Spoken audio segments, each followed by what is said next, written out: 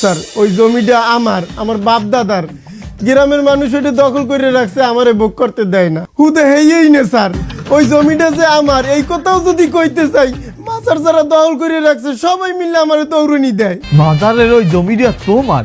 যে স্যার আমার একবার কইছি যে ওই কবরটা নিয়ে আমার পারিবারিক কবরস্থানে লাগে দিয়ে দেন, তারপরেও আমার কথা হনে না, আমার বাড়িতে আমারে দৌড়নি দিয়েছে।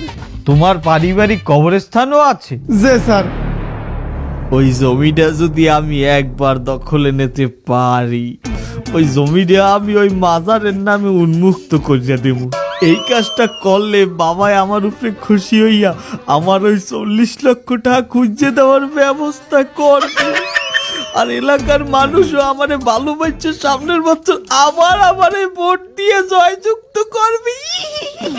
এই শোনো, তোমার ওই যে মাজারের যে জমিটি আছে তার কাগজপত্র লইয়ে কালকেই আমার সাথে দেখা করবা। কাগজ পর্যন্ত যাওয়া লাগবে না স্যার, আমি তো থানায় কমপ্লেন করছি। আপনি একটু থানার দারোগারে একটু কইয়ে দেন, এরা যেন গুরুত্ব সহকারে আমার কমপ্লেনটা দেয়। আরে বোকা, তুমি আমার কাছে আসছো, এখানে আবার পুলিশের কি দরকার? এদিকে আমার 40 লক্ষ টাকার কথাই পুলিশ এখনো হনে না, আমি যাবো ওর বিরুদ্ধে সুপারিশ করতে। 40 লক্ষ টাকা কি স্যার?